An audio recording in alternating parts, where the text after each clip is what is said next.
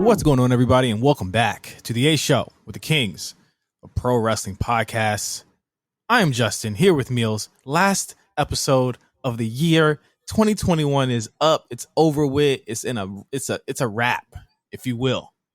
Meals, how are we feeling going into the new year? I don't know. Optimistic, cautiously optimistic. I don't really know. COVID still is here. That's something I didn't see 2 years ago. That it would still be here, like running rampant and doing its thing. So I'm cautiously optimistic about how the rest of the year is going to turn out if we have to keep going through this over and over and over and over again. But still optimistic. Still, all right, let's see what's going to be on the other side of this entire thing. So hopefully it's good. Seems like everyone's getting COVID, to be honest with you. Yeah, it feels a lot more dire this year. Like last year, it was like we ended the year like, oh man, just be safe. This year is just like, what the fuck? Everybody's got it. So, until the bell tolls for you as well, which I hope it doesn't. Wow. But, that was that was dark. Yeah. Until, till COVID catches the rest of us, COVID mania runs wild up all on us. Stay healthy, mask up, wash your hands, and all the other amazing things that you're supposed to do in this pandemic. 5 days is not enough. Sorry, Big E, but 5 isn't enough. And that's all I got to say about that. Because I was actually pretty mad about that news. Yeah, I saw you were pretty hot about it. Yeah, because I don't trust people. My biggest thing with this entire pandemic thing is I don't really trust people to do what's best for the greater good. People usually tend to do what's best for themselves. So ideally, I would like to do what's best for myself in making sure that I'm healthy and everyone else is healthy and all this other stuff like that. But I can't necessarily trust everyone else to follow the same procedure or role and stuff like that. People will have COVID and still go out and you're like, well, I've been booked for this event, so I can't not do it. I'll just stay masked up the entire time. And then it becomes a super spreader thing. So I don't know. Well, I mean, you're supposed to wear a mask, but if you take it, they take it off. That's their issue, is that they take it off. I feel like even if you have a mask on, there's still like a chance that you can still, but I don't know. This is where I'm at with the world on December 29th, 2021. It's just like, again, all right, well, whatever. Let's move on to more positive things. Christmas. You had a pretty good Christmas, right? No, but like not really like bad, but not really like good neither. I would say it was pretty average. I got myself new sheets and a new television, and that's pretty much it. Like for that new, what kind of TV did you get? Hold on, I didn't ask you this the other day. What type of TV? Some Sony TV that. Oh, Bravia. Okay. Yeah, there we go. I got one of those. I was gonna get Apple TV, and then now I'm deciding if it's a luxury that I actually need as opposed to something that I really, really want. Treat yourself. Don't do that. I've treated myself. The TV was a treat. And hopefully everything else that comes afterward is amazing as well. But how was your Christmas? It was great, man. I feel really rested. I think the last 2 months was kind of crazy. It's good to kind of refocus, reform. I got a big year next year, a lot of stuff going on. So I'm taking these next 2 weeks when I'm off to just kick it and chill and sleep in and be rested for when I go back. We take a lot of that type of stuff for granted, just not taking breaks. And I think that it's good that we kind of give ourselves some time. I had a pretty good month though. It's been a pretty good month, and it's going to be a pretty good year next year. So that's good. Good to hear. By the time I think by the time you hear this, you will also be there's something another project that you were working on that'll be out. Um, Yes, the of course our good buddy, our good brother, Josh Pease had the ain't shit funny list, the ASF list that will be out literally today, I believe. So you'll listen to this and then you'll listen to that. So you'll listen to this in the morning and then that'll be out by the afternoon. So oh, um, listen, I love it. a lot of stuff going into that, and we got a lot of really cool special guests, and we got some big announcements.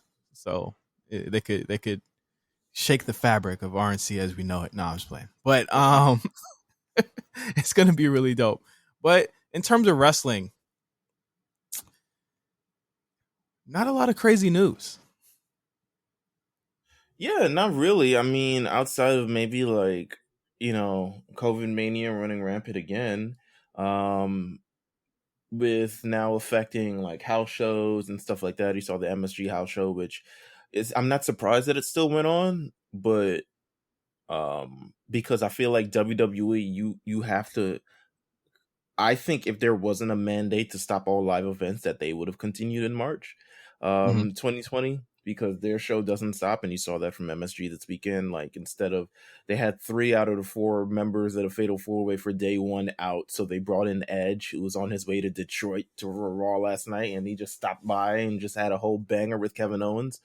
Um, so the show doesn't stop, but yeah, there seems to be a lot of people out for COVID protocol. There's been news regarding Fightful reporting that WWE is changing how they do their COVID testing, just in general. So yeah, it's a lot of, I think, as many other places in the sports world. You talk about NHL and NFL and NBA and stuff like that. Like WWE, for a long time, I was like, hey, they're not immune to this, right? Like, there's no way Yeah, they can be. And yeah, we're seeing that they are absolutely not immune.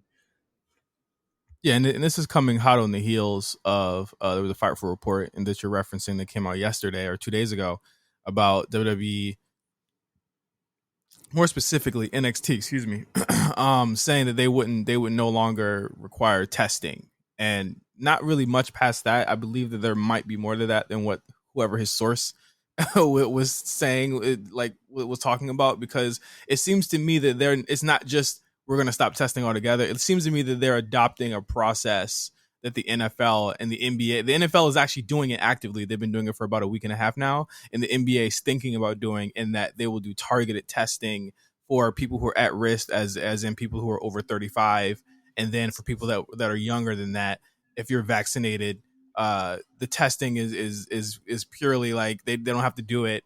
And I believe that the actual quarantine time, if you do have it, whether you're vaccinated or unvaccinated, is like 5 days. So, and the process behind that is that they're finding, I guess, whatever scientists that the NFL and all these sports companies are finding. I guess his name is Doctor Moneybags, is saying that if they're Big asymptomatic, Pharma. yeah, like if if it's an asymptomatic case, you can still come back, and if you know asymptomatic person is going to give it to a asymptomatic person, so they're trying to basically do some sort of like herd immunity, and I'm guessing they're trying to test that out in NXT where the pool is much smaller. So if they do get tested and they have no symptoms, they'll bring them back in 5 days, and then they'll just kind of it'll just swarm the locker room, and then they'll and then everyone will just be asymptomatic at one point. It's really weird. So right, yeah, it's a so scientists have determined that there's this there's this this theory and all this other stuff that like they're using cycle thresholds, which is called CT values, and they said Yeah. if your CT value is over 35, then that's pretty high, and chances are you will be no, actually if it's under 21. So if it's under 21, chances are you're contagious and you'll be able to pass this along to everybody. But if it's over 35, and you're asymptomatic, chances are you're not going to spread it to anyone, which will Yeah. allow you to stay there. And as long as you're masked up, you should be good. But I think other than a couple of days of maybe like taking rest, if you do have some symptoms, you won't pass it to anyone necessarily. So yeah, I mean, listen, I'm sure everyone is trying to find it looks like everyone is trying to find a way to keep people still working during this entire thing, which I mean, depending on who you are, is good and or it's bad. But it Yeah. seems like yeah, WWE's kind of adopting the same process, and they know that this season, especially as we are heading to January, which means heading to the Royal Rumble, which means heading to the road to WrestleMania, um, is important as ever for them. And I think they want to make sure that every precaution is taken before we get to the big shows over in Dallas, especially with 100,000 people in Dallas. Oof. It's gonna be a lot. It's gonna Yeah, be big. It's gonna be yeah, crazy. yeah, Uh, I initially when I heard this, I said, "This is fucking crazy." Um, and then I'm like, What is crazy anymore?" You know what I'm saying? Like, what is, you know what I'm saying? Like, what is crazy anymore? Like, this company has ran, every wrestling company has ran, uh, you know, during this whole process. We know AEW doesn't require you to be vaccinated. That, they've already announced that. I would imagine they probably don't even really do a lot of testing either. They don't even really talk about their COVID policy. But like, you know, this is part of course to me. Like, you can only be so uh outraged about it when they're like, every single sports and every single corporation, every single business is flying like headfirst into it. And right, Um, I think that again, we'll see how, and I'm guessing that's why like they're doing it NXT first. They're like the guinea pig, so to speak, because but it's a smaller sample size. There's only about what, like 25 people, maybe if that, on TV on that whole hmm show, maybe less than that every single week. So like, I could get why they'd say like, okay, there, you probably don't need to test. You're just seeing the same people over and over again every single day, right. and um it is crazy. It's stupid. I mean, how many times can we say the same thing? But at the end of the day, this is quote unquote the new fucking normal, and that is that they want these motherfuckers, whether it be CDC, the government, whatever, they want these people to go back to work. That, capitalism still has to reign supreme, and I can only pray that the people who are against it, they stay safe, and they do what they can to, to keep themselves safe. But as with the NBA and the NFL, they are really kind of blazing the way for all types of new things. The way that I looked at the COVID thing is that I base it on how bad it is in the NBA as to how bad it is in the world. If that makes any sense, like, because think about it, this is the one sports league that they travel all the time. So Yeah, if they're getting hit hard, then I know we're fucked. But if they're going to turn around and say, okay, we have these new things in place that we want to try, like, I'm going to be like, okay, because they look at all the contingency behind it, regardless of how stupid it is, regardless of how I feel about Adam Silver. They, if it's bad there, I know that it's bad everywhere, and I think that with WWE, it's like they kind of follow the lead too, and hmm we could only guess and only hope that these people on their show stay safe, but at the end of the day, like, capitalism going capitalism, man, and that's just really what it comes down to. I mean, that's really what it is. Yeah. So you know what? That's been in the news for the past week as we're heading to day one, which is this Saturday, live on Peacock. As if I'm doing an ad for them or whatever the rest, but it is this Saturday. So we're definitely gonna do some. I guess we should do some predictions, but then we also have the rest of the year and stuff that we need to get through because there is quite a bit that we need to summarize for the rest of the year. So Yeah. which one should we do first? Before we do that, I want to talk about the Hook thing. Oh, Hook. Ooh. Okay. All right. Send Hook. Hook. Go off. We got two matches here. I feel like there's definitely a schism between people who love it, people who are, or maybe three people who love it, people who are apprehensive, and people who just are like, what the fuck are y'all talking about? I stand firmly like in the middle, Mm, surprisingly, shockingly. I don't really, it is what it is. It's not like he's like affecting anything in yeah. terms of that show. But he no sold a fucking pile driver last weekend, which caused a lot of people to be very upset. And then Cody comes out and says he wants to face him. He wants to do something with him. And Of course he does. this kid seems to be getting the rocket strapped to him. And I'm wondering, is this like ironic love, or are people really saying something in this? Because like, okay, I like the disaffected millennial Gen Z, not millennial, but the disaffected Gen Z thing that he does. He doesn't really care. Like he's like, he doesn't talk, doesn't say anything, right? Right. I feel like they have a character on that show that does the same thing in Orange Cassidy, right? Like he does the unaffected, disaffected, whatever. Like, but I'm like, whatever. It's different vibe. Yeah. But like I mean, it's his dad's shtick. Is his dad's no selling, his dad's suplexes. That's his dad's shit. And I feel like nostalgia is such a crazy thing, right? Like you look at stuff like the Spider-Man movie that everyone's saying is the greatest thing ever, and all this, like even the Matrix movie, even though it's like very anti-nostalgia, like and is speaking out against it, it's very much using that for the marketing. People love nostalgic shit, and that's why they're like gravitating to this. But I'm just like I don't get the you know, it's the same thing I felt with Braun Breaker. I was like, I mean, there just hasn't been enough. The same thing I said about Tony D'Angelo. It just has not been enough for me to be like, this guy's the future. So what do you think about it? In terms of the no selling thing, I thought it was kind of bad. I understand, I guess, the homage to Taz and stuff like that, but I also think it's his second match, and I think we can kind of build up to this. And I think people who quickly like, oh, it's fun, don't worry about it, are like, you're more enabling a lot of the crap Stupid shit. that, yeah. And then that stuff that if they did it in WWE, I guess you wouldn't, like, our homie Cornell was like, I would have Lash Legend no sold that thing. And she got a Yeah. lot of I mean, she was someone who just a week and a half ago, or a week ago rather, got a lot of like hate because this was like one of the worst matches of the year, they said, which I didn't think it was. I mean, she's new. This is her second match. You know And what I'm saying? I'm not judging that match against Daniel Bryan versus Kenny Omega. Yeah. So I'm like, huh? Okay, all right, what? But regarding the Hook thing, I do like Hook. I like what he represents. I What like does you he said, represent? this.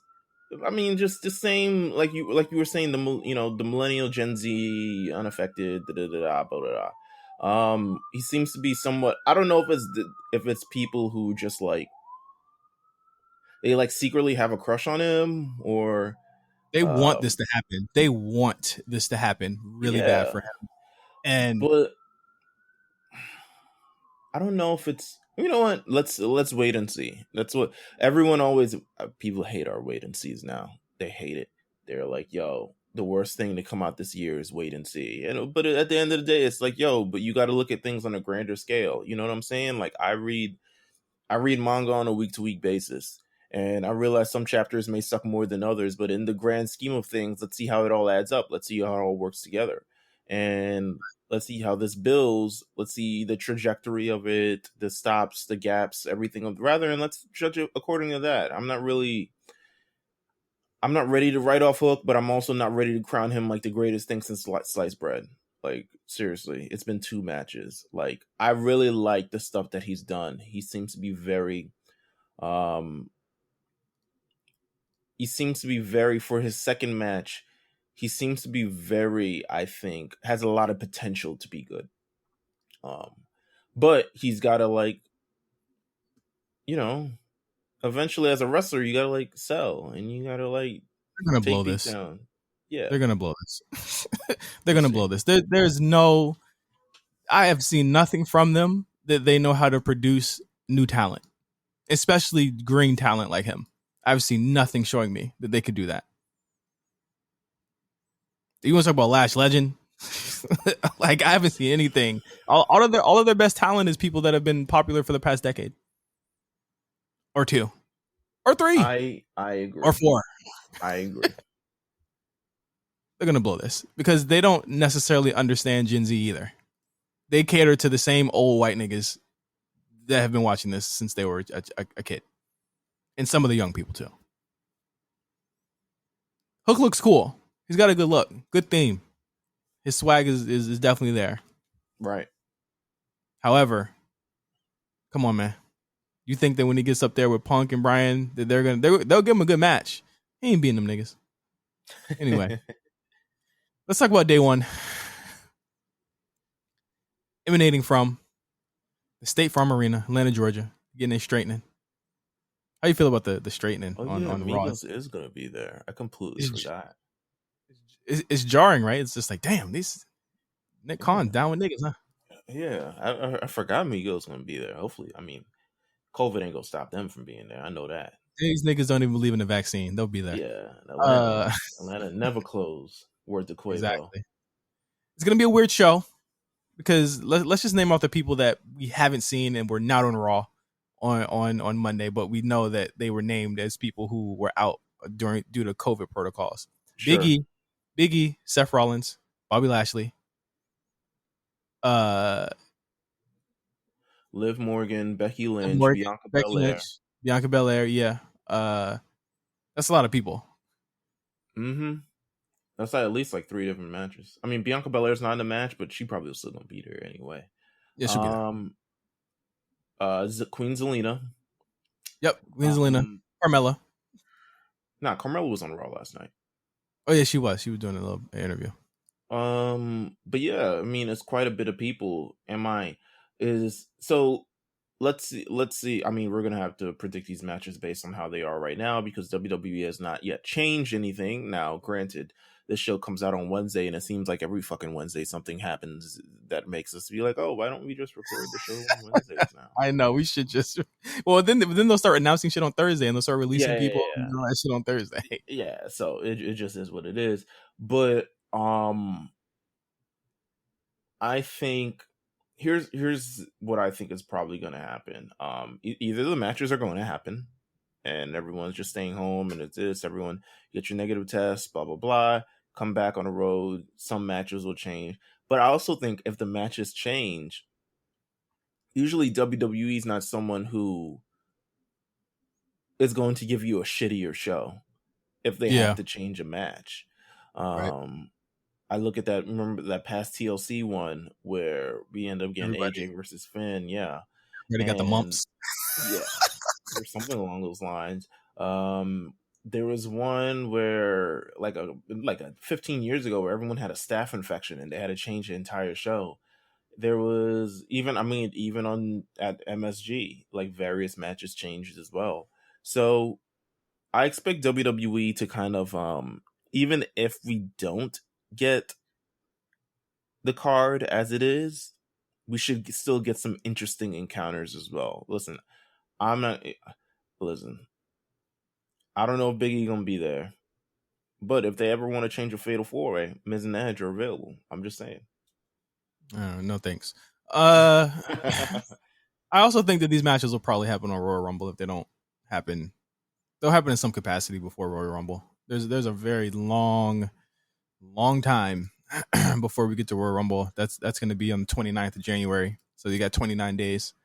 You got a while to build that. But I mean, they look to be on the first kicking shit off for the year, and I think that's a good thing. That's a good thing to set the tone for day one. How amazing the timing of this being on Saturday and this starting their new Saturday initiative. This is going to be on a Saturday, Meals. So I mean, we'll have our Sunday to get over this and To watch a pay per spread view, if you negativity. miss it on Saturday, at least.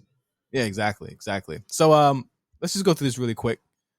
First up, last night we saw the Street Profits defeat the Mysterio family to win the Arcade Bronament and to face Arcade Bro for the Raw Tag Team Championships on the first pay per view of the year. I, I I got this really sinking feeling that the Profits are going to go either heel or Montez is going to turn on Angelo really soon. I really think they want to break these two up. Hmm. I don't know. I can't see it right now. I mean, it seems like they've done everything. They've got numerous title shots. They haven't really won them back since they lost them, which they lost them quite some time ago. Honestly, I, I don't know. It's weird. I'm in a space where I don't really see Street Profits as viable contenders right now because Wow. Arcade Bro is just so massive. Like they're just such an actual force in the ring. Like so, I have Arcade Bro winning this match, but I can't see like if this could be the start of a heel turn or something. But Yeah, I just look at RK Bro. I look at the reactions that Randy has. I look at the reactions that Riddle will get, and I'm just like, why would they derail this for Street Profits right now? Yeah, Like, what yeah, is Street Profits really bringing to the table? Not that they can't bring anything to the table, but you on such a momentum wave right now with these two guys being the focal point of Monday Night Raw. To shift it over to the Street Profits would mean that you probably have to focus on the tag division that they don't really want to focus on.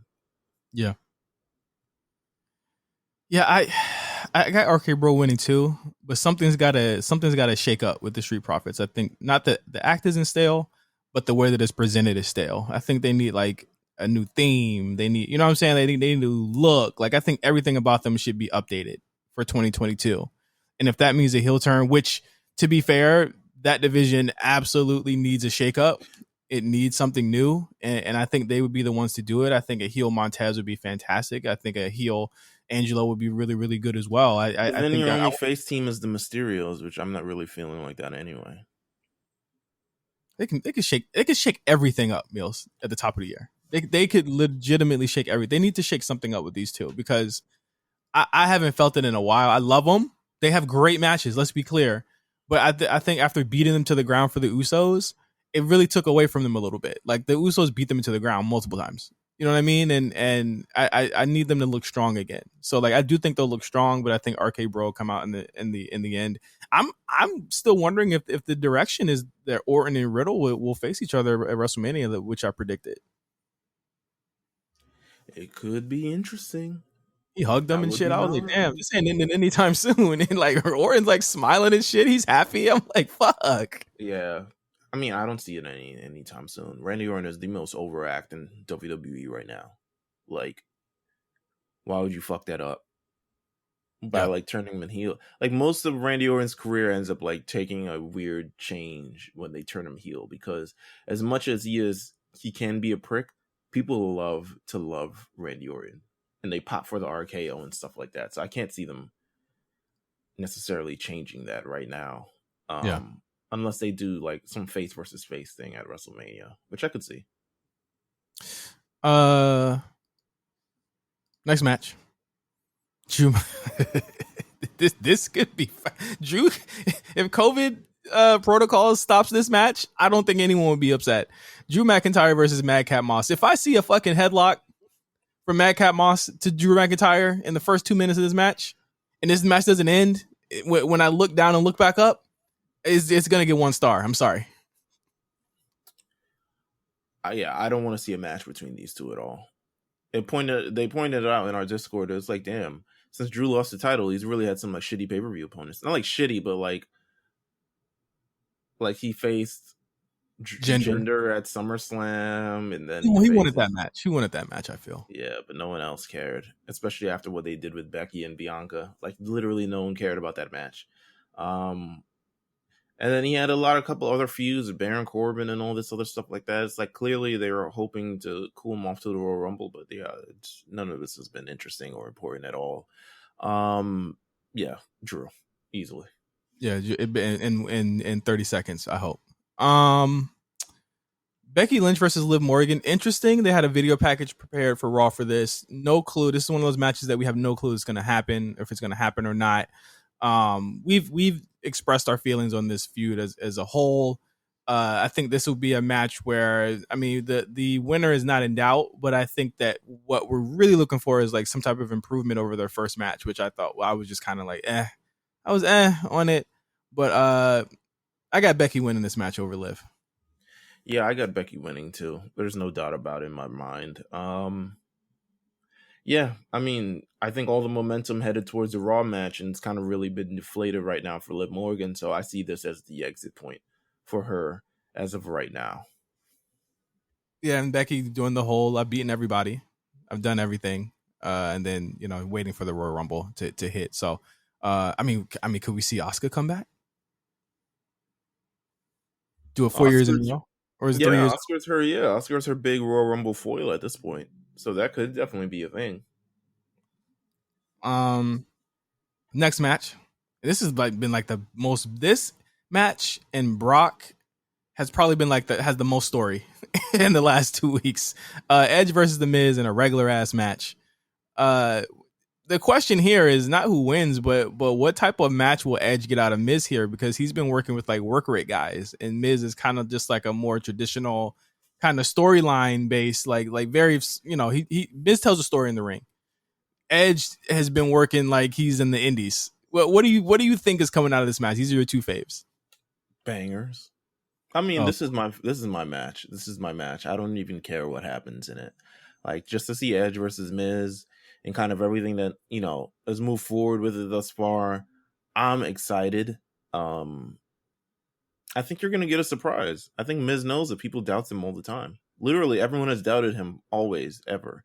And I think Edge is willing to take up the opportunity to say, all right, let's see what I can get out from this guy right here. So, do I think it'll steal the show? No, but I think it'll be a really good match.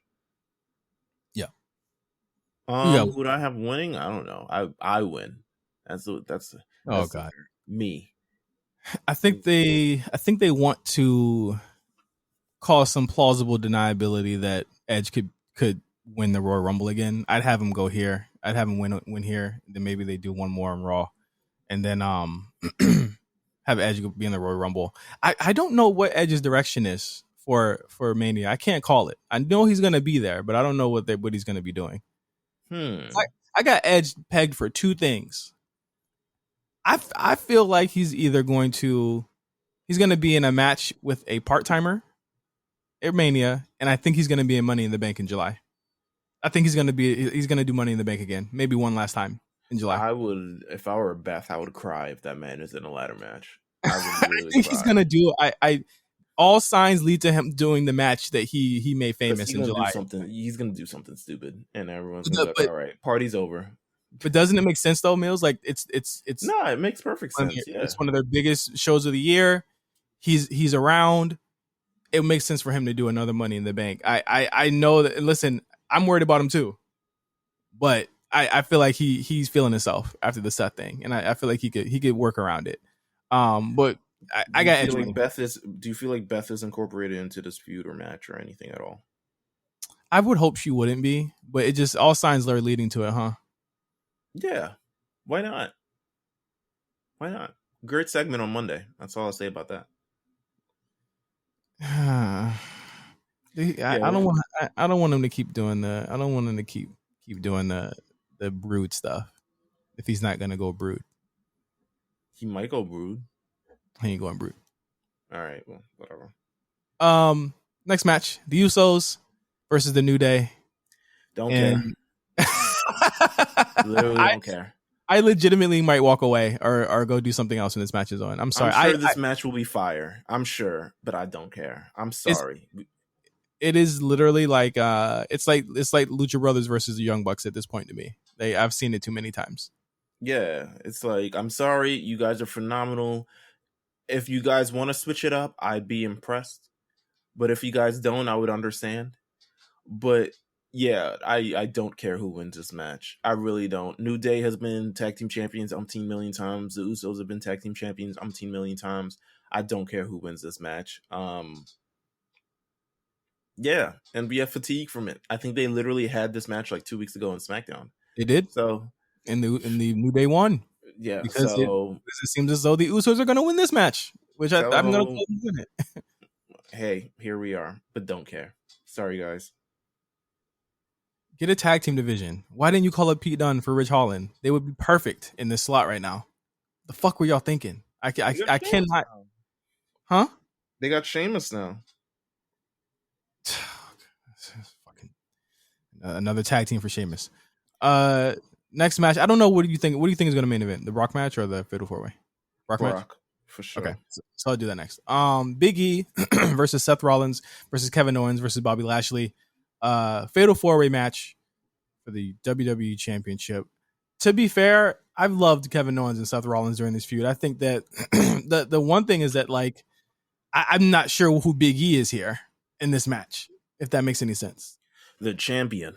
I mean, other than the champion, it's like I like they kind of taken all of his taking all of the funny shit that he does. Like I kind of miss funny Big E here because like Kevin Owens is like he got the new bag and he's just been going off doing whatever the fuck he wanted to do.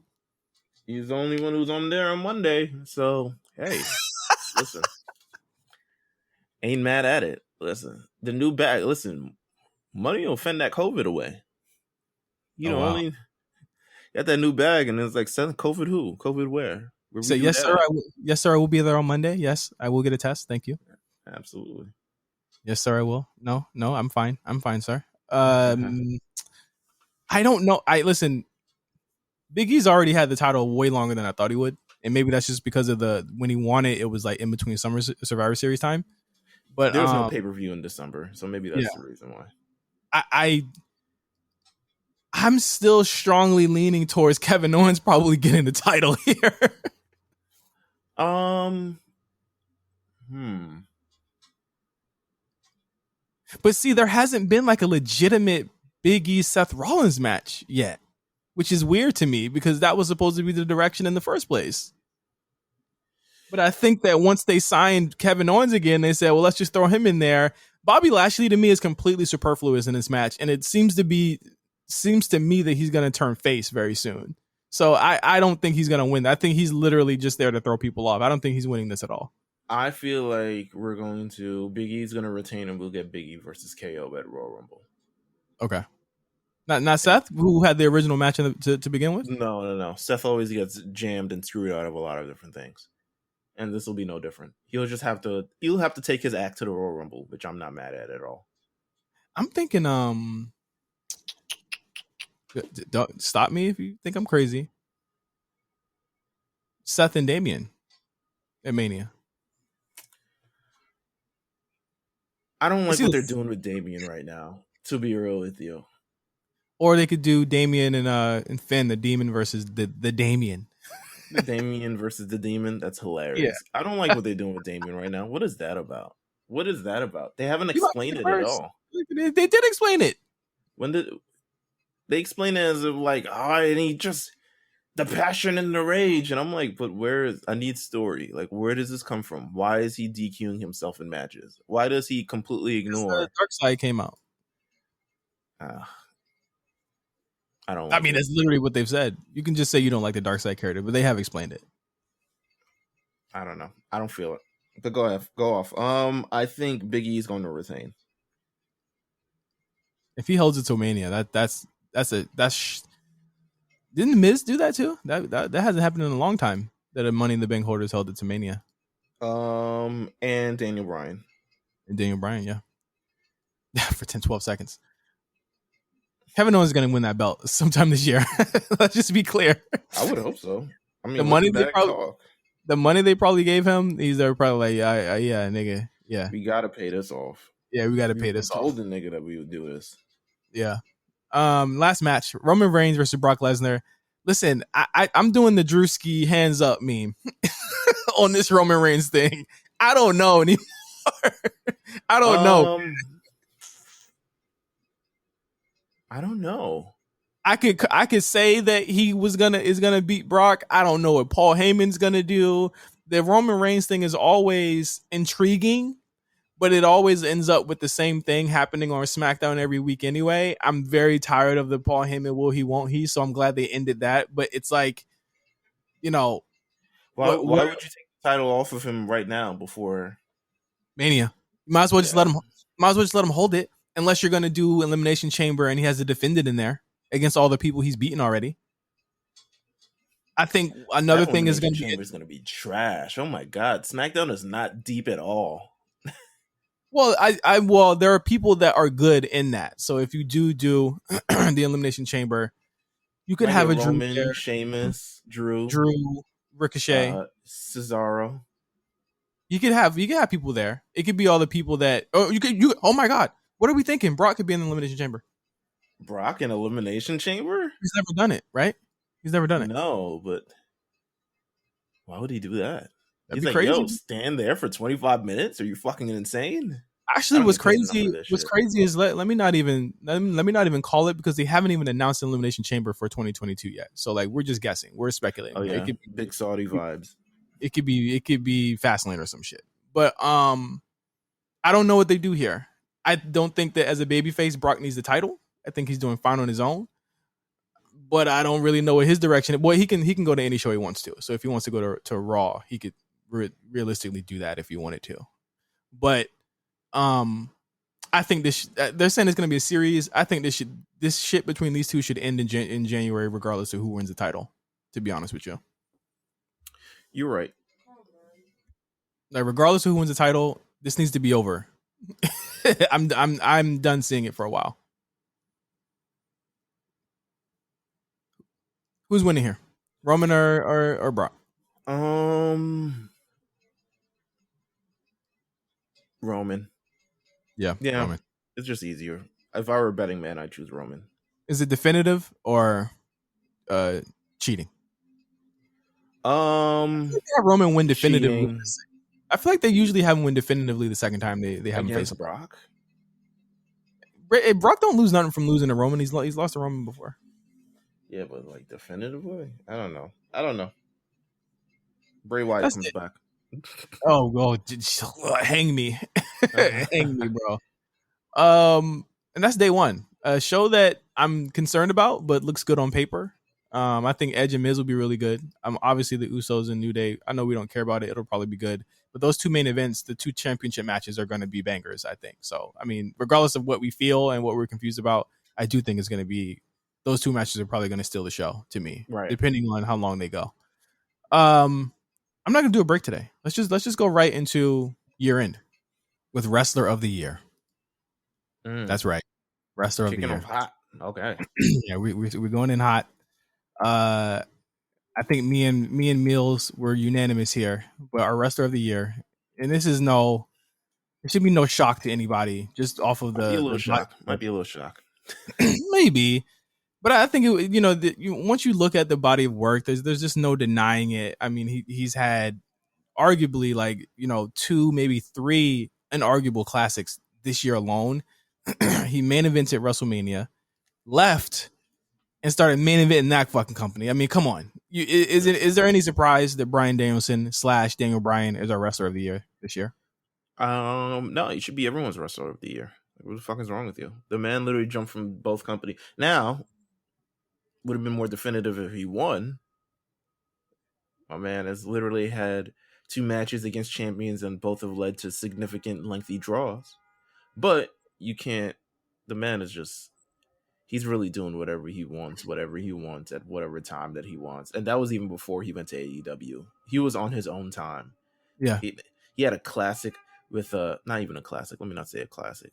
I mean, just matches with Roman Reigns. You talk about, first of all, that Elimination Chamber earlier this year, and then like even having the match after Elimination Chamber, and then having it at Fastlane, and then wedging himself into WrestleMania, and then that other match against Roman Reigns. Like, all right, it makes sense of our runner-up, to be honest with you, when you put that all into perspective. But then he returns literally in September, yeah. and then it's just like outworking everybody on the roster on every show. We're literally doing it's not even close between him and the rest of the roster. So yes, our Wrestler of the Year, Bryan Danielson. It's not even close. Yeah. I mean, and then he would go to another company, use all of the tactics and all of the skills that he probably learned in WWE. in terms of just character work and stuff like that. Like, these are things that he got better at while he was there. And all the stuff that he learned even before that, and just doing something like crazy well on AEW. So I mean, he's somebody who's must see every single week. I mean, he got me to watch it, at least sometimes, and I didn't even start watching it for Andrade or fucking Malachi when they left, but I watched it for Daniel Bryan at least somewhat. And he's proven that he's worth whatever they paid him, and they need to treat him well. So Daniel Bryan, Bryan Danielson, or Wrestler of the Year, the only guy that had 2 names in 1 year. And a runner-up. Oh, actually, he's not the only guy that had 2 names. Andrade and Malachi had 2 names in 1 year. Whatever. Runner-up, Roman Reigns, without question.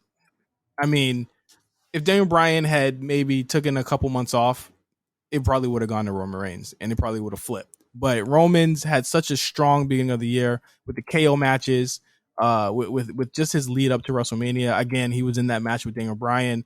The matches with Cesaro, just really showing that he can prove that to have a great match with anybody on his roster. He was just everywhere this year. I can't think of a cooler motherfucker. I can't think of a cooler wrestler. I can't think of a more deserving wrestler than him to even just be in that conversation. If and that's the thing, Mills. Like if someone was just like y'all are wild and Roman's the wrestler of the year, I'm not gonna argue with you there. I'm just not because it realistically is between these two. What do you think about the argument for Kenny Omega? I think Kenny Omega is a strong top 5 in some people's lists, maybe top 10 in a lot of other people's lists. But if let's say, okay, we got female wrestler of the year, right? Let's say we put females in that list. Kenny falls even lower to me. Kenny falls even lower to me. I think there were some matches that were just kind of really, really like the exploding ring match. I wasn't feeling it. That wasn't it to me. I think a lot of other matches were just kind of like, whatever to me. I think honestly, I'll say I think Kenny's year was saved by having that Bryan match and that Adam Page match back to back. That saved his year to me because a lot of his heel stuff I wasn't feeling. A lot of the Impact stuff I didn't even watch. No, you're right. You're right. You're right. So yeah, I mean, those are our picks. They're unanimous across the board. So it just is what it is. Yeah. Next up, we have female wrestler of the year. Listen, man. The A is for agenda, baby. She's winning a lot of stuff this year. Let's just be clear. She's winning a lot of stuff this year. Let's be clear. If it's not Bianca Belair, what are we doing here? What are we doing? You clearly are some AEW mark. Ooh. Yeah. Bianca Belair is the wrestler of the year. No one has the cachet. No one has nobody has just the looks and the moments that she's had all year. Whether it pissed you off or made you elated with joy, Bianca Belair made you feel something, or something that happened to her made you feel something this year. She not only improved as an in-ring performer, but she improved as a character. She got completely over on her own merits. And not only that, she just, she's someone that when you look from the outside looking in and there's someone who doesn't watch this and they see her and they say, you know what, she looks fucking dope.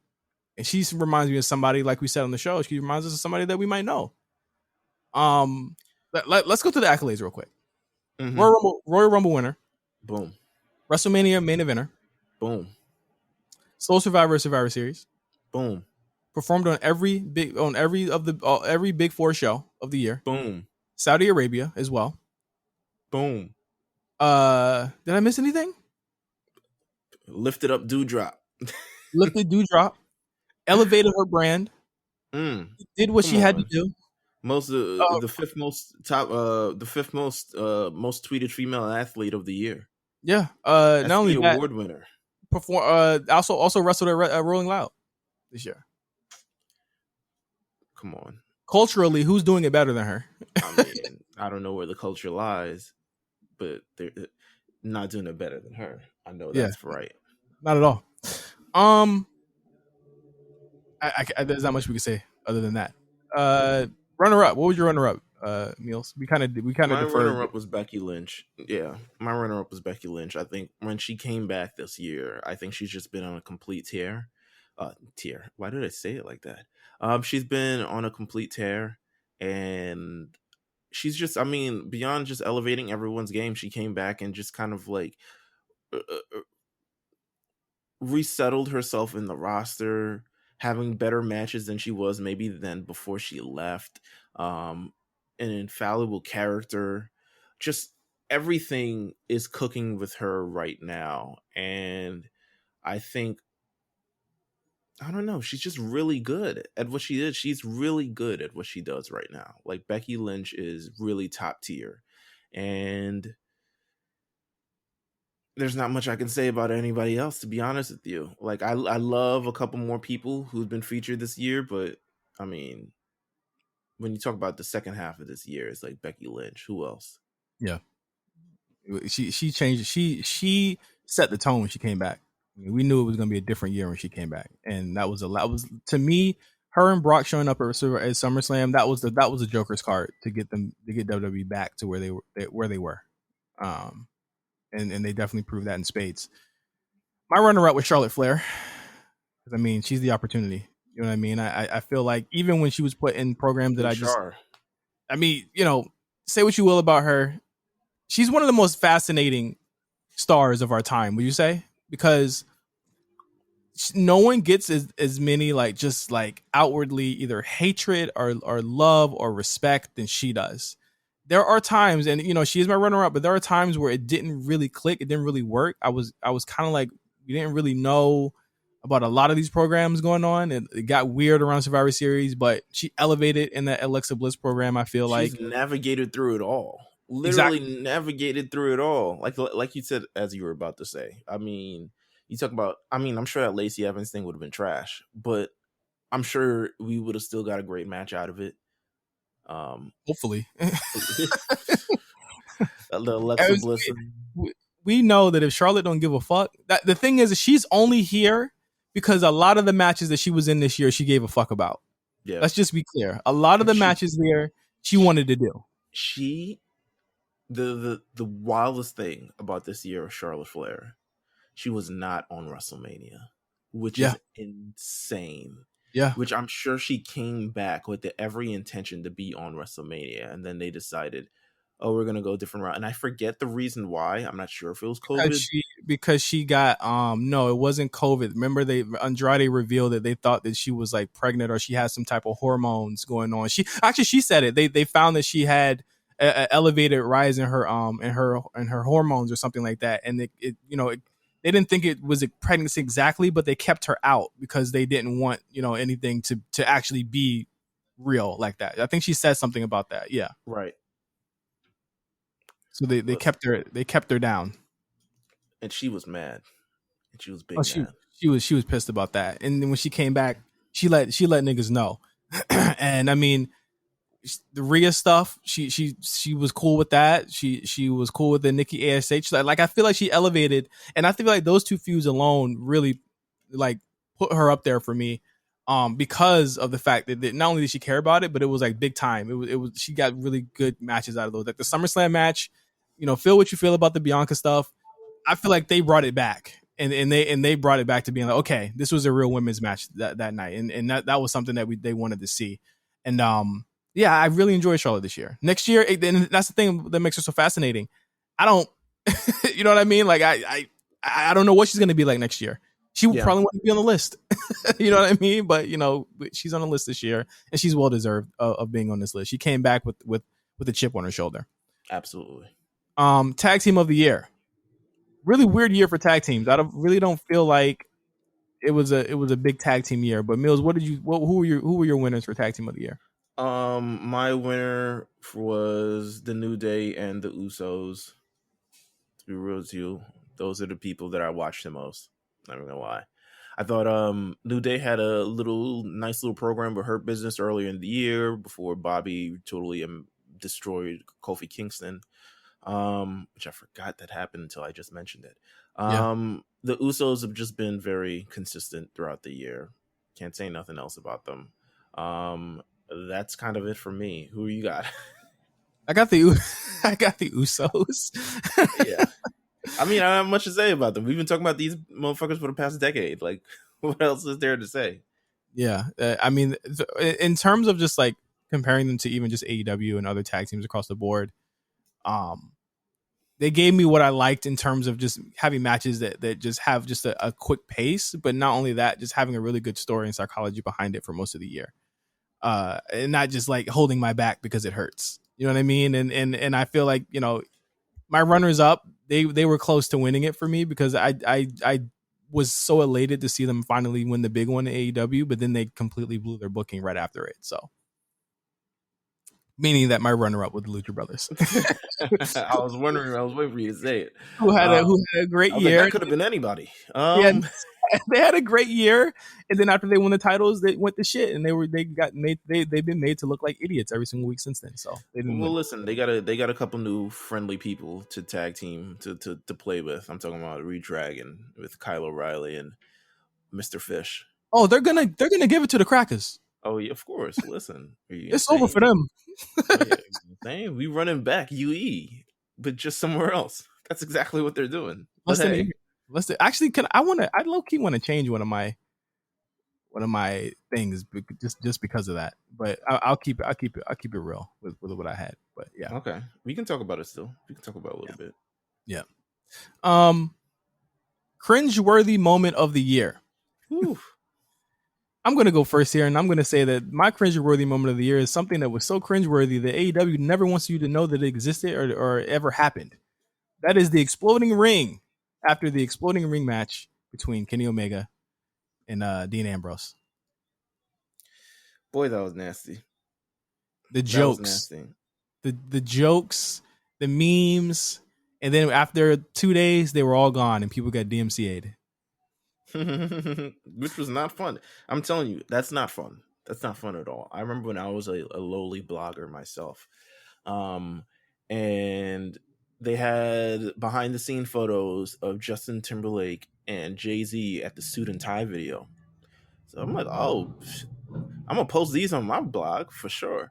What they DMCA'd every single body. I will never forget that day. Every blog was like, "Yo, did you get this notice?" And I was like, "Yeah, I got this notice." Like They everyone got spun it. they spun a block on your ass. Oh yeah, they didn't do it. And then sidebar, also one thing I posted. Say, I thought I was being cool. I was like, all right, I'm gonna just everybody black, they get a chance. So I posted a Jason Derulo song. I will never post a Jason Derulo song ever again. I got DMCA'd for that as well, and I just decided I'm never posting this man's music. I don't even like it that much. Um, so yeah, Jason Derulo has never got a coin from me in like maybe the last like decade and a half, but it seems like he's Not, fine. not even a stream. No, not a stream at all. Damn. If it was something, I saw it on TV. My most cringeworthy moment of the year is Ric Flair. Just in general. Just in general, just Ric Yeah. Flair. From the top of the year, from that program with Charlotte, to him wanting out of his WWE contract, to Dark Side of the Ring, to him shit talking Becky Lynch all on the internet. Just bad. It's just bad. Like he's just cringeworthy in general. And then yes, my runner up was also Exploding Ring. Wait, what was your runner up? My runner up was Adam Cole's promo to Karrion Cross on NXT TV. Ooh. Tough to watch, tough to listen to, but also tough to think that this was the same guy that's actually on your TV on Wednesday nights, because that's kind of it's two different people, and we'll talk more about Adam Cole in a couple minutes here. Karen Cross had an interview with where all the kids are going these days, oral sessions. Oh Uh brother, had an interview. Did you hear anything from the interview? no, I didn't. That Scarlett wasn't called up and she was actually not clear to wrestle because she had a busted implant. So she was Oh not wow, clear to wrestle in her last days of WWE.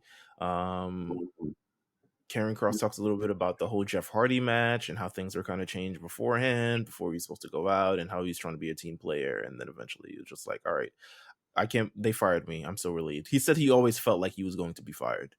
But they were like, no, no, we love you. We love you. And then he got fired. And he was like, oh, well, there you go. Oral shout out sessions, ladies and gentlemen, the new shout out hot to Scarlett. stuff. Yeah, Shout out to Scarlett. I didn't know she was going through that. That sucks. I'm sorry to hear yeah. that. That absolutely sucks. Oh, if I could do another runner up, I would definitely, because I don't want people to think they were biased and shit like that. Whatever happened to Finn Balor at that pay per view? Oof, I laughed. I Yeah, laughed so hard that was crazy. because it happened out of nowhere, and they bothered never to explain it ever again. It was like, You why? just don't. You just can't. You just don't explain that. You don't Oh, explain anything. Demon lost Yeah. by by stupid shit. Do we have a culprit behind it? No. No. Do you want to? God said, stop playing in my face. God's a Roman Reigns fan. He's one of them uh, men. hottest news story of the year.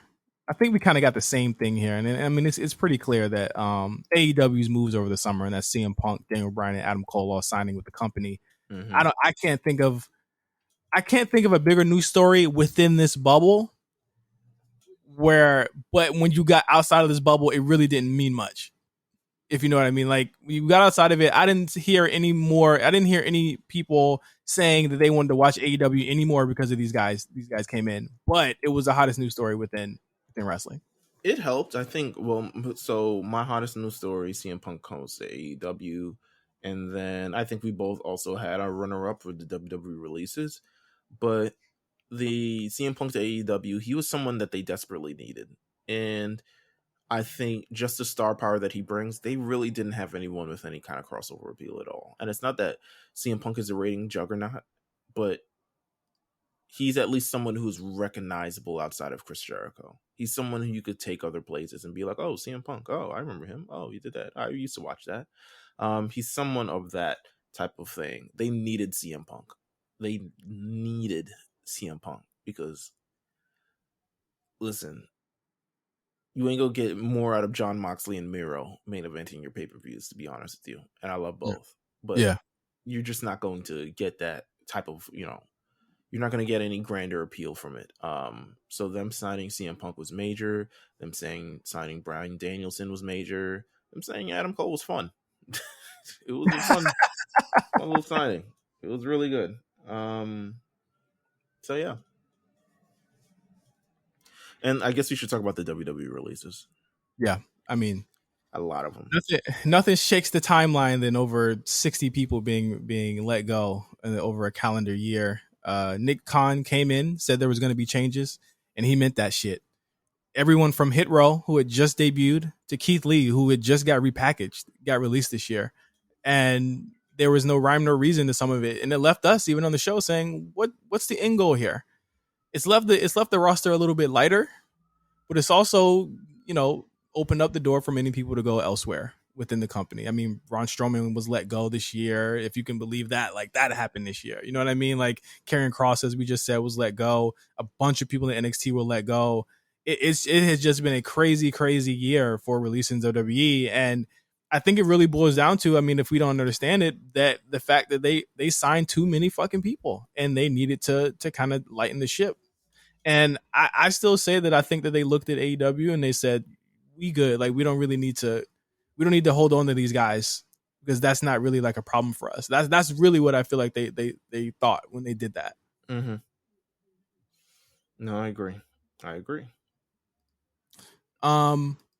Most tasteless promotional tactic. You got the WWE releases I got as the your winner. WWE releases again. I was like, damn, more? But Damn. this is more so. This is more so them referencing it, right? No, I really don't care if they referenced it. I thought the releases were. It just ended up being a little bit too much for me. I think after that last wave, I was just like, wait, why are we still doing this? Like, admittedly, I mean, we know we haven't talked about your little Hit Row thing. Maybe we could talk about that after this. Yeah. Your little altercation with one AJ Francois, but Now we can talk about it now. Let's fuck it. Fuck it. but he No, I was mean, released, and he's been on his little social media tear since that release, and he got word from the internet. He's like, "Hey, bro, I seen a lot of your tweets, man. People been sending me your tweets. who's sending him my tweets? Oh, If you're you if know you're who the fuck sending is sending him." if you're sending him my tweets, you're a weirdo. Like, because I know you listen to the show. You're a weirdo, and you will, like, that is the weirdest thing you could ever do. There's no reason for you to do that. I don't care, because I guess they thought that I would be scared of him, but I'm not, because I'm you know I'm successful. But like, at the end of the day, like, I did not care about him coming into my mentions, because at the same time I never said, and I was very As careful a to say black that man, man, as a black man, how could you he, do this to him? he came to me as a woman.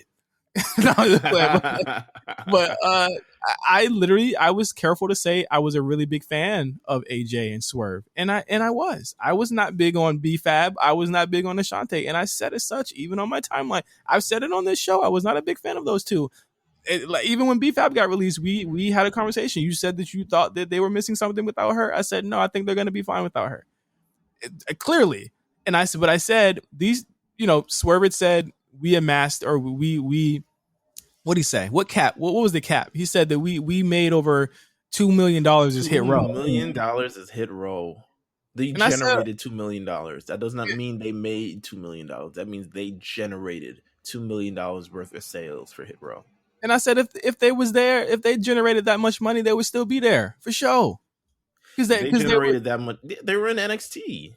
yeah, they made more than Undisputed Era. I'm supposed to believe that. Am I supposed to believe that? $2 Fuck million no. dollars is a lot. And then I said, you know what? These two don't even this crew don't even dress well enough to have generated that much money. They don't even like look. Oh, they and the thing is, as much as I like them as characters, they were not they weren't authentic to me to what rappers look like. No, and that's what I meant. So I don't care if he had Malcolm X on his shit. I don't care if it was black owned. It looked like knockoff Supreme. And I said, yo, I don't care about any of that stuff. And I said it straight up. The fits were the worst thing about y'all's act. And it was. Come on, Hey, man. come There was on that now. one episode of SmackDown where they went down to their sneakers and I said, put the camera back up. The hell out of here with that shit, man. Listen, man, you're not wrong. What's your other tasteless promotional tactic for the year? AEW hiring Leo Rush after social media backlash about their diversity. And then not doing anything with them. Clearly not. Absolutely not. Did you think he was? Did you find it? And then our runner up. Come on, Come on, man. unanimous. Unanimous. Did Talking y'all about realize WWE releases. that's what I was saying? You talking about WWE releases? Did y'all realize the whole wrestling company fired everyone? They fired everybody, and Went up in smoke.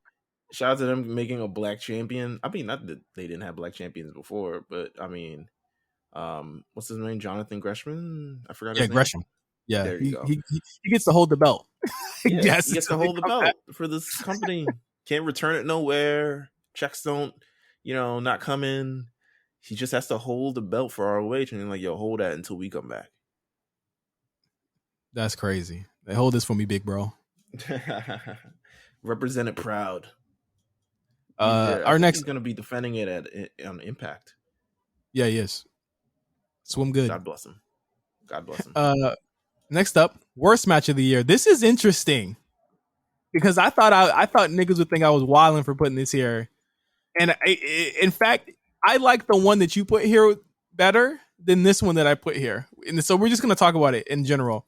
Mills' worst match of the year was Adam Cole versus Kyle O'Reilly, Stand and Deliver. My worst match of the year was Adam Cole versus Kyle O'Reilly, 2 out of 3 falls match at TakeOver 36. I like Kyle O'Reilly and Adam Cole. I thought about their Takeover 36 match, but then I was like, they're good enough that they would improve on the match. And I do think it was an improvement on the match. That Stand and Deliver match to me was 40 minutes of a lot. 40 minutes of moving from spot to spot. Not really putting Kyle O'Reilly, I guess, in a place where it feels like he's getting rightful retribution. Not elevating him to another place, especially considering he just came off of a NXT championship match. It was like match of the year last year, by the way. Yeah. So I thought it was a case of doing too much to me. And yes, it's harsh for saying worst match of the year. Some people will say Lash Legend. I will tell you she's only had 2 matches. Once again, We expect more from these two. I expect way more from these two. But this is similar to what we did with the Edge and Randy Orton match. That was bad too for all the same reasons. I thought the storytelling took a backseat to, like, I guess, being brutal for the sake of brutal. So yeah, I didn't really like it. I think they thought they could pull off a Gargano Ciampa match, but I didn't like any of those matches either. But it became clear by Stand and Deliver Meals that style of NXT was starting to get old. And it was abundantly clear by TakeOver 36, and this was Adam Cole's last match in the company, that this style of match just didn't fly there anymore. So he's going to go have it elsewhere now. And it might work over there. But for all intents and purposes, it just didn't work with those players anymore. And I feel like it didn't make either of these guys look good. I think even Adam going out on it, he just looked like he didn't give a shit by TakeOver 36 when you rewatch it. But yeah, these two definitely had some of the worst matches, 2 of the worst matches that I've seen this year. What's your runner up? Alexa Bliss versus Eva Marie at SummerSlam. Did we even remember that Eva Marie was employed at one point this year? She was a whole employee, man. It was like 6 months of build for her to return. And she returned, and admittedly, she was not as bad as she used to be, but she still wasn't that great. I mean, I'm not gonna say like it's improvement, but not like improvement by any standards of like me comparing you to anybody else. Yeah. You're just better than trash. You were garbage. Um, so Alexa Bliss, who by all intents and purposes, I do not think is the person.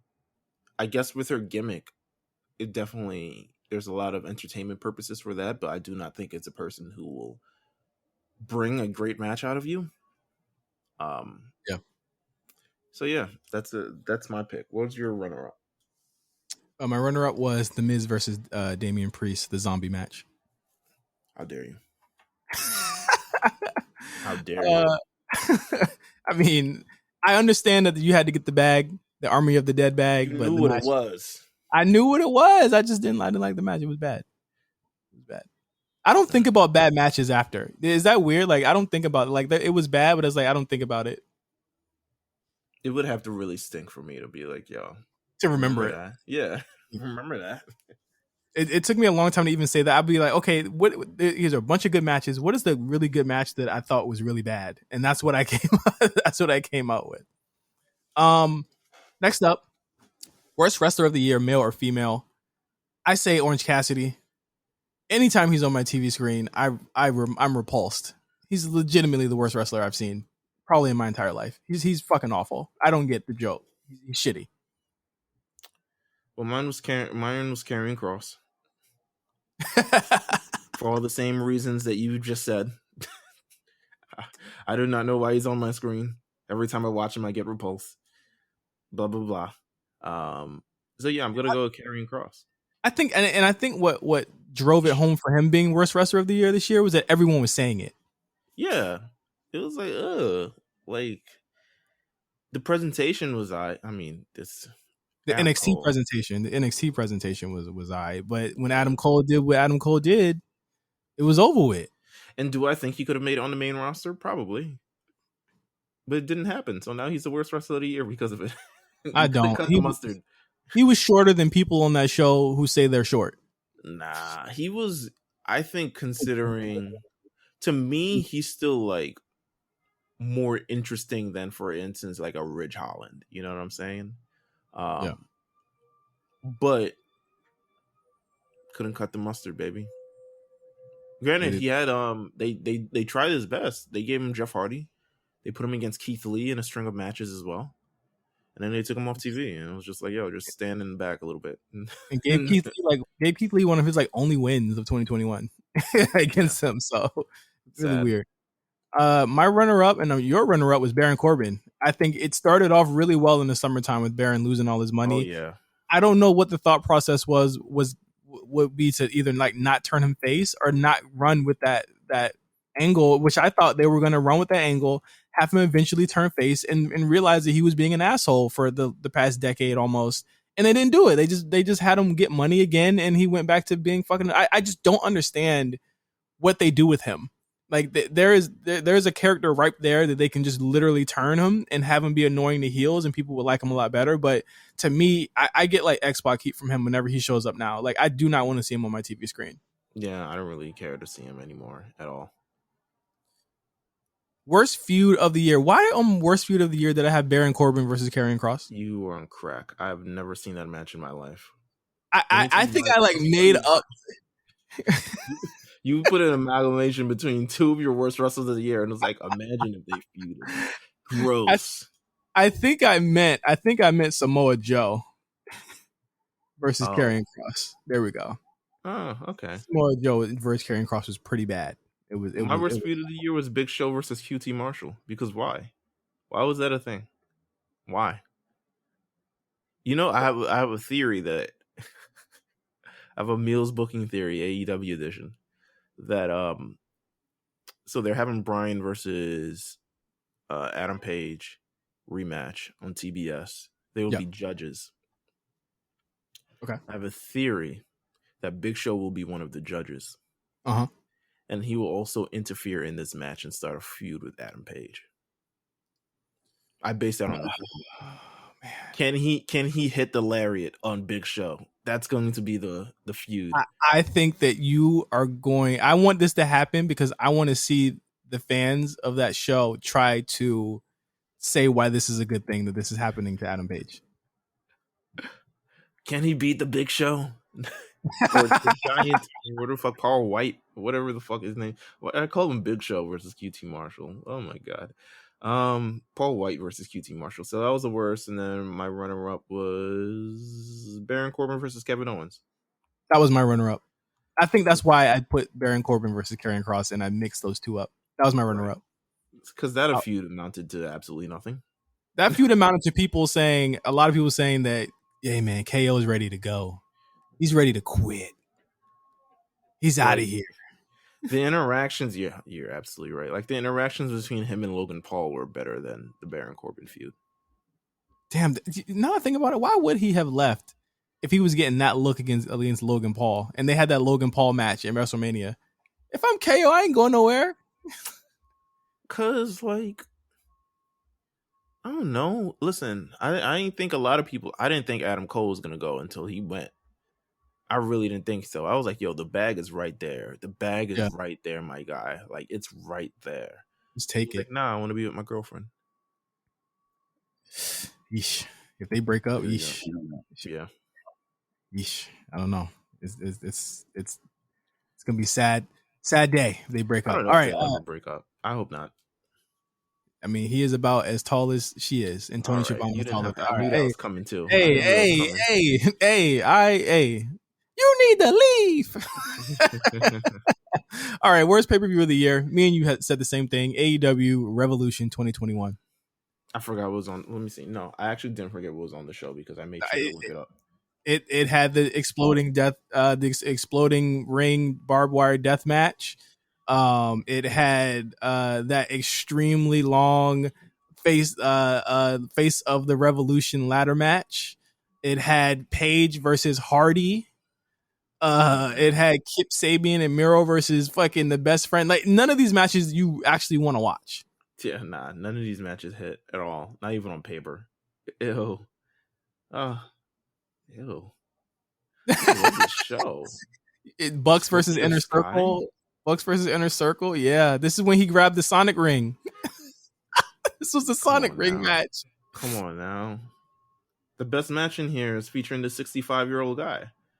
The state of this roster, Meals, is incredible. That's Look why I at this said they needed. roster. That's why I said they needed CM Punk. Yeah, this roster was absolute dog shit before before anyone else came. I feel bad for Cyrus looking at this show. And Quan loves this. He loves punishment. But Of course. bro, What was that then you about? All right, yeah. then you had that ending. Went up like a fart and. Nothing else needs to be said about this show. It was terrible from top to bottom. Runner up. What was your runner up? My runner up was Survivor Series of this year. Yeah, I was there. It wasn't good. just a minor show. Just a extremely But it minor. shouldn't be my So my thing was, I bought the tickets to Survivor Series. I was like, why did I buy this? Like, Survivor Series is usually big hit or miss, and its misses come so much more frequently than the hits do. So much more frequently. And then I was like, oh, but I can see Big E versus Roman Reigns. I've never seen that before. And then they did it on Raw in like a triple threat match with Bobby, which was like even better than the actual singles match. Yeah. Actually, it might not have been. I don't think it was. I think that Roman and Big E was pretty good. But either way, besides the opening match and the closing match, nothing else I give a damn about. They had to, remember, I had to watch people fling pizzas into the crowd. Yeah, that 25 man Pizza Hut Battle Royal. Winner gets. What did the winner get? It was almost. And what did you win? Some pizza. Where was almost? I hope he doesn't have COVID. Hope he's okay. He doesn't have COVID either. He was at the house show. So. Oh, okay. Hell in a Cell 2021 was my runner up. This was the match with Charlotte and Rhea Ripley. They had the disqualification that went 14 minutes. You had another all about that. You had a really good Sami Zayn Kevin Owens match though. You had a really good Seth Rollins Cesaro match. But everything else is just kind of like, eh. I mean, I Uh, would say that the match that you would go back and watch is Bianca Belair versus Bayley. But remember, we were supposed to get Roman versus Ray in the Hell in a Cell, and they did that in the Friday before the show. So it was Roman, just kind of like they said, "Fuck it." I ain't pulling up. Okay, we're getting out to the nitty gritty. Our final moments here. Most confusing booking decision of 2021. What did you say, Mills? What say you? For to temper the crowd, I'm going to say Bianca Belair's L at SummerSlam, Mm-hmm. which people were like, "Why wasn't it a 20-minute match?" And you know, I think back to that moment, and I'm just like, could it have been done a different way? Yeah, but I feel like we're gonna get to the the point that makes up for it eventually, anyway. But yeah, I'm gonna say that most confusing booking moment, and then should I just do my runner up real quick? Oh no, no, Yeah, no, we had the same runner up. We had the we got the same same thing. runner up. So So yeah, yeah, let's go ahead and do that. AEW debuting Adam Cole and Bryan Danielson at the same time. that was my runner up. That make it to this day still makes no sense. Completely cut off Adam at his feet. Okay, I get the fact that it looks like they're going to be doing the big Adam Cole versus the Elite stuff. Wow, whoop de doo. We were all looking forward to that one. But to have him kind of kowtow to a bunch of BS with the Elite for 3-4 months before Kyle and Bobby got there, it seemed like they were just waiting for that to happen, which is number one, stupid, and number two, caused a lot of discourse that honestly you could have protected him from if you would have just booked him or saved him until you knew those guys were going to come and just had all you guys debut at the same time. They chose to go for the big portal moment instead of just going for the moment that made sense. And to me, it's still, other than, it felt like it was like the gotcha moment, right? And that's why they debuted him so fast because it was like gotcha WWE. That's one guy we got over you, but we're gonna put him with Orange Cassidy and fucking Luchasaurus and Jungle Boy until we find something for him to do, which looks like they're gonna be doing going into 2022. You could all be so simple, but you had to make it hard. What was your runner up? My runner up was The Miz wins Money in the Bank. What? Miz didn't win Money in the Bank this year. He did. No, he didn't. He He won. cashed it on. He cashed it on Bobby. Oh, he cashed it in. Yeah, but he didn't win Money in the Bank. Oh God, he won the briefcase and he He cashed won it the in. briefcase. He beat Otis for the He beat the brakes off of Otis for the briefcase last year, and then he cashed it in this year. So you know what? Okay, That's so what I'll you change it. get I'll change for it to the Miz cashing it in. I'll change it to the Miz cashing no. it in. Fuck you. All right, whatever. There you go. There you go. There you go. There you go. Okay, last Guess what? last category. Last category for 2021. Most overrated. I want you to go first. All right, so this is a very hot take. My most overrated is Britt Baker because, like, where is it? Like, like she has the. Don't get me wrong, she has the presence. She has the people in her hand. She's somehow a dentist that's made it through and become one of the most popular wrestlers in the whole company. So I'll give her all of that. Like in the ring, like come on, man. She was in WWE, she'd be like seventh, eighth on the rung.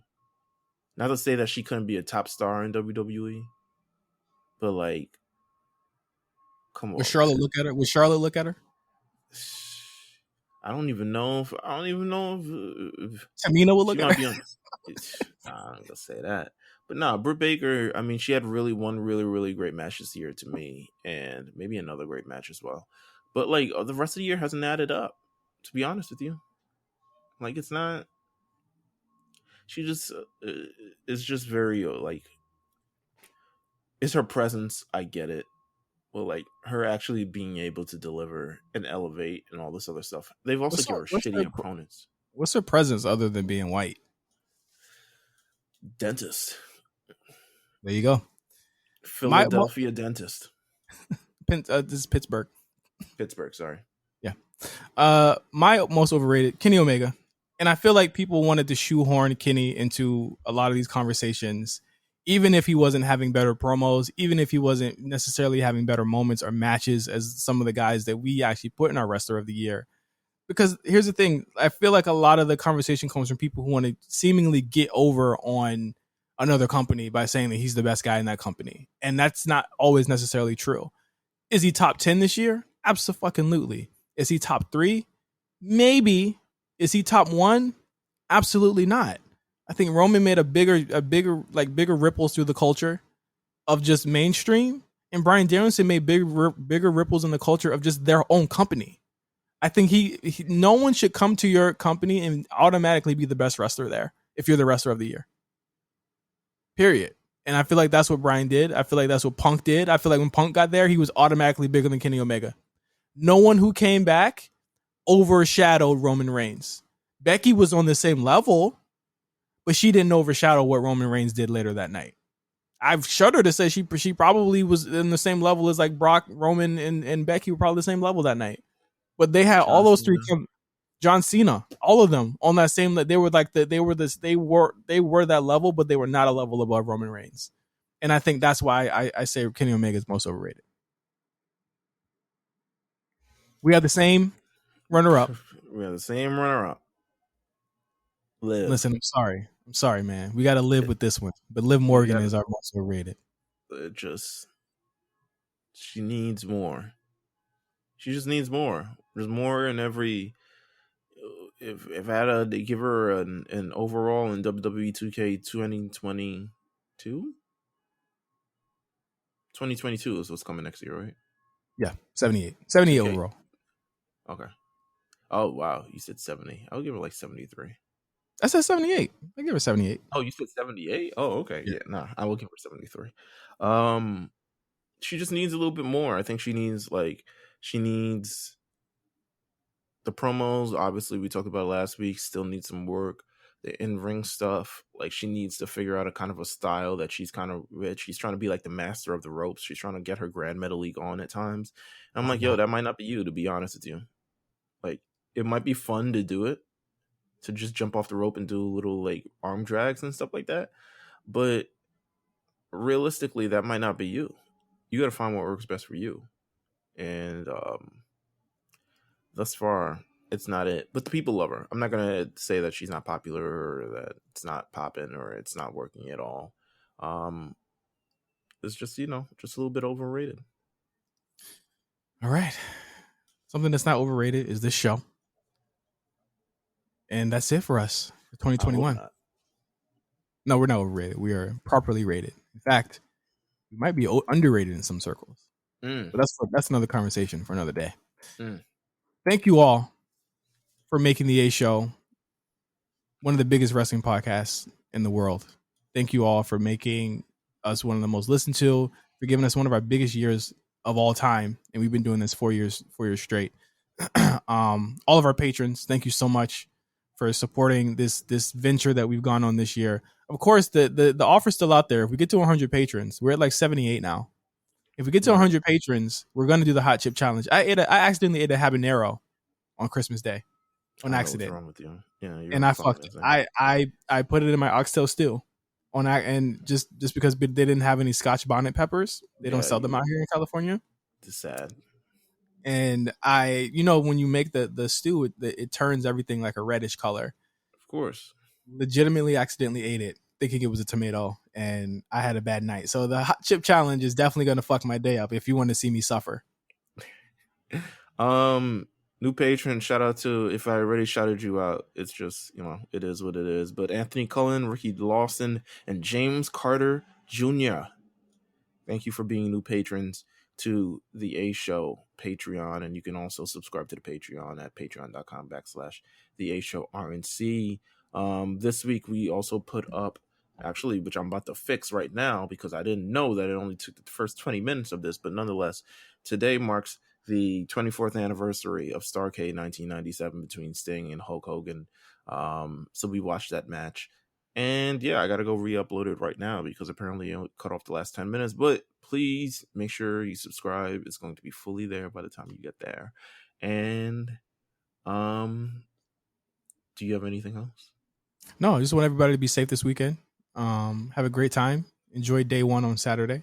It's the first pay per view of the year. We got a big week coming up because Wrestle Kingdom is also next week. You got the Battle of the Belts, the TBS stuff coming up. We got a big New week in Year's wrestling. Evil. So yeah, New Year's Evil is next Tuesday. And we got a lot of stuff going on, man. So definitely check us out. Tap in with us. Of course, we got the War Report with Cyrus and Quan. That's going to be the last A Show episode of the year. So that'll be out by Friday. And yeah, we'll see you guys next year. Fresh new year, fresh new wrestling takes, and we're gonna have a big year in 2022. Thank you guys so much again for listening and putting up for myself and Meals. Listen to that. Listen to that race car Shout out going to across. Roddy Rich. Shout out to Ray. He's living life fast. I hope he's got a better album than Roddy. But thank you guys for listening. Until next time, for Meals, I'm Justin. Peace out until 2022.